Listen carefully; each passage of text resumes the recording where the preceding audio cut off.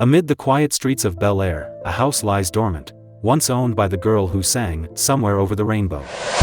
Judy Garland, America's sweetheart, lived a life both glorious and fractured: 5 marriages, 3 children, exhausted stage returns, and one fateful June morning in London when the lights went out forever.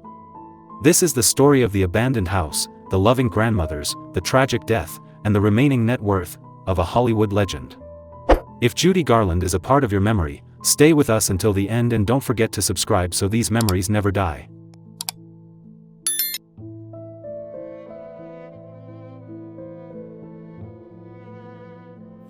In America's memory, Judy Garland is a shining light in the golden age of Hollywood. A girl with expressive eyes, a voice both clear and full of emotion, able to silence an entire audience with just one note. Do you remember, one winter evening, the whole family gathered around the black and white TV. The image of Dorothy appeared in sparkling ruby slippers, walking on the yellow brick road. Then the voice of "Somewhere Over the Rainbow" rang out, not only in the movie, but also in everyday moments, playing from the old radio in the kitchen, or from the record playing in the living room during family reunions. Judy is not only present on the silver screen. She is present in the shared memories of a generation of going to the movies with their parents, the bright posters in front of the town theater, or the magazine cover you cut out and kept. The newspapers called her America's sweetheart, but for many families, she is the voice associated with youth, with a sense of hope and dreams. However, behind that bright smile is a story that few people have heard, a story about a life that was both cherished and challenged to the very end.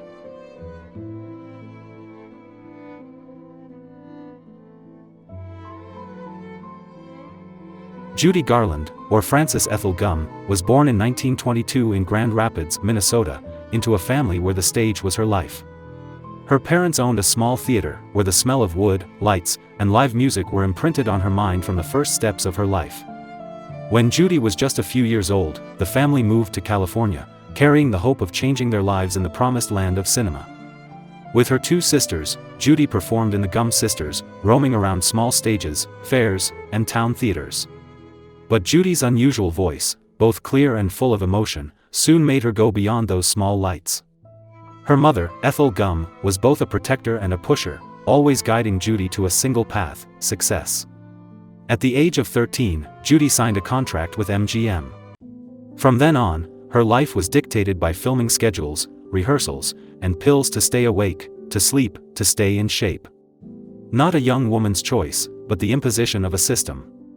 Amidst that pressure, Judy still searched for love and perhaps a real home. In 1941, at the age of 19, she married composer David Rose. But just 2 years later, the marriage ended. They were too young, and Judy was too busy to live as a normal wife. In 1945, she married director Vincente Minnelli, a relationship that was tied to her career, as he was the man behind the film Meet Me in St. Louis. Together, they welcomed their daughter Liza Minnelli. This marriage brought a period of romance but also a lot of distance, and by 1951, they were divorced. Just a year later, Judy found love and hope for a career rebirth in Sidney Luft, who became her husband and manager.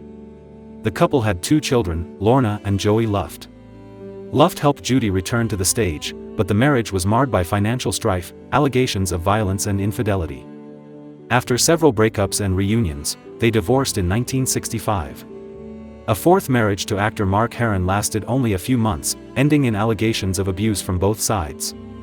And then, in 1969, Judy married a 5th time, to Mickey Deans, a London nightclub owner who would witness her final days. 5 marriages, each beginning with promise, but each ending with sadness. Yet, through it all, Judy never ceased to be a loving mother. She sang lullabies, told bedtime stories, and occasionally took her children on stage with her, as if to confirm that, amidst all the lights and noise, maternal love was the one thing she never let go of. When you think of Judy Garland, what comes to mind first? Is it the image of a mother holding her child backstage, or a woman always looking for a home amidst the turmoil? Leave comment number 1.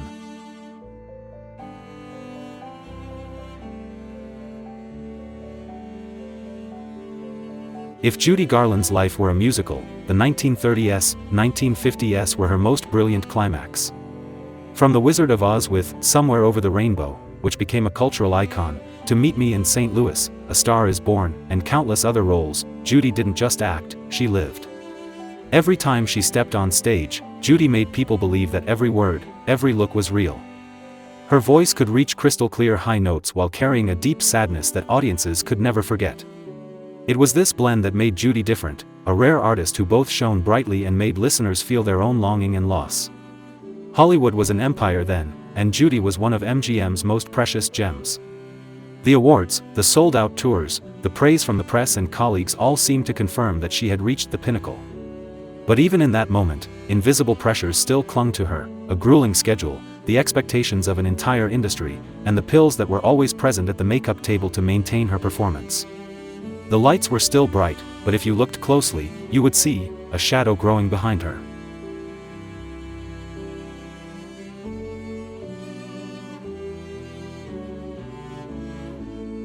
In Hollywood, they say, the brighter the lights, the deeper the shadows. For Judy Garland, that darkness was not just deep, it consumed her entire life. The first pills came when Judy was 13 years old, amphetamines to shoot all day without getting tired, sleeping pills to force her body to rest for a few hours, then the next morning to start the cycle all over again. They were given as part of the studio's care, but over the years, Judy could not separate herself from them. Her body weakened, her mind was tired, her voice sometimes trembled not because of emotion, but because of the drugs. She searched for a place to rest in love and tried 5 times. Each marriage began as a new door, but each door led to a familiar room, arguments, distance, and unfulfilled promises. Sydney Luft, who had helped her return to the top with A Star Is Born, also became a source of pain as the relationship descended into violence, debt, and child custody battles. The 1965 divorce ended 13 years of both collaboration and confrontation. Her career was never the same again. In 1964, Judy began her Australian tour to great fanfare in Sydney, but just a few days later, Melbourne became a wound. She arrived more than an hour late, the audience was angry, and the hall was filled with whistles and boos. She walked off the stage, and the image was written all over the front pages of the newspapers. No longer America's sweetheart, Judy was suddenly portrayed as a faded star. Then came Valley of the Dolls in 1967, a film that promised a comeback. But amid gossip, pressure from the director, and declining health, Judy was fired. The sequin dress she had prepared for the role ended up as a costume for a vaudeville show, a testament to her failure. Her finances were in the red. The IRS seized her Brentwood home, froze her accounts, and her gigs. She had to sell her real estate at a discount, just to pay off some of her tax debt. Her nights at the Palace Theatre, once a triumphant stage, became a flight from debt. Every time the curtain closed, she was back to reality. Most of her newly earned money was taken away before she could even touch it. In 1969, Judy's body seemed to give up, but she still accepted a gig in London. It seemed the stage was the only thing she could not leave. In March, she married Mickey Deans, a glimmer of hope in her final days. But 3 months later, on the morning of June 22, Mickey found her in the bathroom of her rented house in Belgravia. Forensic diagnosis, barbiturate overdose, ruled accidental. No suicide note, no message, just the silence of a legend just leaving the world. And somewhere, in that silence, still echoes an unanswered question: did Judy ever feel truly happy?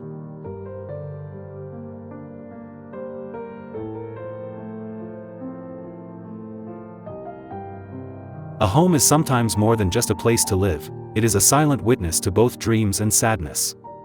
For Judy Garland, the houses that were once symbols of success are now just empty shells.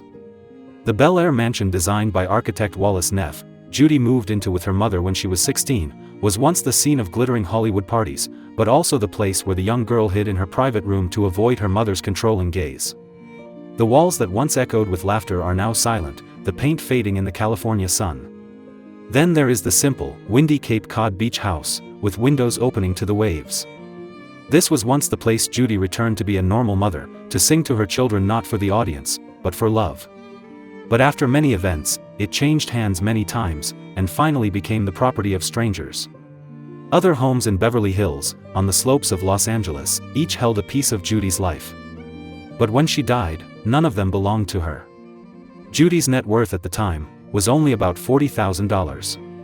Millions of dollars earned over decades of performing, all of which had been lost in tax debts, mismanagement, and her own generosity.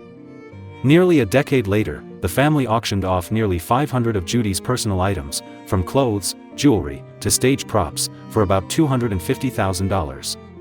But that money can't buy back time, can't replace what she lost.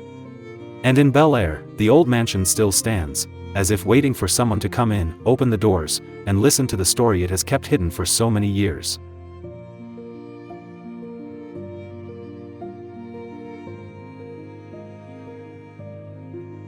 Judy Garland died with a modest fortune, but her legacy cannot be measured in money. Her voice, from "Somewhere Over the Rainbow" to her love songs on Broadway, still resonates in the memories of millions. She left behind roles for cinema that are still remembered a century later, and for music a standard for authenticity in every line.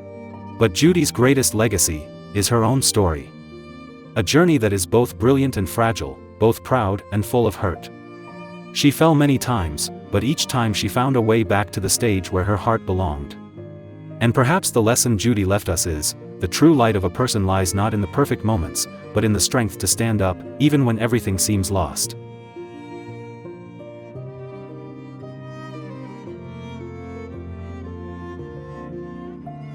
Judy Garland has been gone for more than half a century, but her voice, her eyes, remain. If this story brings back memories of a family movie night, or the first time you heard "Somewhere Over the Rainbow," tell us about it in the comments. Because memories only come alive when we share them. Thank you for taking the time to join us. If you want to continue listening to stories behind the scenes, please subscribe and turn on notifications. See you in the next story.